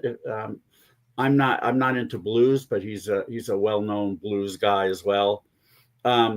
So anyway, Steve Katz was one of the founding members. He's on the first album with Al Cooper. But when David Clayton Thomas joined, Cooper was gone, but Steve lasted a little bit longer. He's also quite the producer. He produced, among other bands, one of my favorites from the UK, Horselips. Mm. He also produced Lou Reed. He produced Sally Can't Dance, the live rock and roll Animal. And he had a band in the mid-'70s called American Flyer, among other people. And yeah, I believe he's won at least one Grammy. And yeah, he seems like he's very, very engaging. Didn't have to talk him into doing the show at all. But on Wednesday, February 26th, we'll be back at our usual time. Steve Katz will be our guest. Nice. And I'm sure he has a lot of amazing stories. Yeah, that'll be good, man. That's and good. Hopefully, what I found out subsequently was that somebody's doing a documentary on Bob Gerland. Oh, wow. And that's cool. Steve says he's still healthy. He's probably still with it. So I'm hoping after we have Steve as a guest, I'm hoping that we can get Bob and as John Borak suggested, get the documentarian as well. Oh, so hopefully that can happen. Bob loves to talk about himself. So I don't think, he, unlike some of the people you mentioned, I don't think he's shy at all about being on. Even at age 91, my guess is he's still eloquent, and that would be fun. He's got to be my favorite all-time professor that I ever had. So much fun. His classes, and as he said, I saw the trailer for the documentary. As he said, if you didn't think any differently when you left my class as you did when you started my class, then I was a failure. Right. He didn't fail with me. I did think very differently. A couple of great lines from him. I don't know what his fascination with dicks are, but and he was married with a family, but he talked about being in the Yankees locker room, and for whatever reason, he had to tell me that Fred Stanley, aka Chicken, had the biggest pecker of all the players. I did not ask him for that. And then later on, since he's a Tigers fan, I was talking about how in the baseball encyclopedia in the Macmillan, Aurelio Lopez, Senor Smoke, was listed as weighing 185. When I told him that, he said his pecker weighs 185. But that's the kind of guy he was. He just shot from the hip. Right. He said whatever was on his mind. And a lot of times it was, he has his reputation because a lot of pearls spewed forth from that mind. So I'm hoping that we get him. But I'm sure Steve Katz will probably have some great Bob Gerland stories along with. I'll send you the link to the video of the Chicken had the biggest pecker. Yes. Apparently he did. I'll send you the video of that jug band. It's really a lot of fun. You can't. I couldn't tell that it was Bob because he was playing a mouth trumpet, like one of those little harmonica-like trumpets, and he had his hands over his mouth on his solo. But it's definitely him, according to Steve. The Even Dozen Jug Band. That's cool. I guess they actually recorded an album for Elektra Records, and Katz played washboard in the band, and you can definitely see him in this video. Nice. Anyway, that's gonna be great coming up. Yeah, so we got some cool things coming up in the next 2 weeks, and of course, you see how things pop up. You never know. No, I really didn't expect that. I was hoping to find Bob, and then I see Steve Katz. I go, wow, okay. So I really just contacted him to find out about the people in the video. Yeah. Then I told him I really loved your production on the song Loneliness by Horselips. And he said, wow, thank you very much. So I figured this is the time to ask him. So nice. So I did. And as we march towards episode 200, yeah, I don't know what we're going to do for episode 200. I'm sure we'll find something. We'll find something to do, but hard to believe. We'll take a poll and ask people what their favorite masturbation songs were. Yeah, we'll do a whole show on Pillow Talk by Sylvia. Yes. And we'll just have kind of a dark screen, you know. It's all good. That was great. Well, that was awesome. We've gone over the 2-hour mark. Yes, we have. The show where we played some great music tonight. We had a real fun Stump the Bash. David was not stumped. We got a couple great guests coming up next Thursday, then the following Wednesday, normal time. So if you haven't subscribed, if you haven't, told all your friends about it, it's materialissues.com. It's going across the bottom. Just come here on Facebook. It's on YouTube and subscribe. Then we'll let you know what's coming up in the future. So absolutely. It's fantastic. It's material. We really appreciate people stopping by and watching. We have a lot of fun doing this. So thank you very much. Always good. Have a great night, everybody. David, love to Rena. Love to Ches and Audie. Well, Audie, she's probably wondering why I haven't taken her out. I do that every 12 minutes, make sure she didn't pee in the house. So she wonders where you are. She is kind of a young girl. Yeah, she's a young one.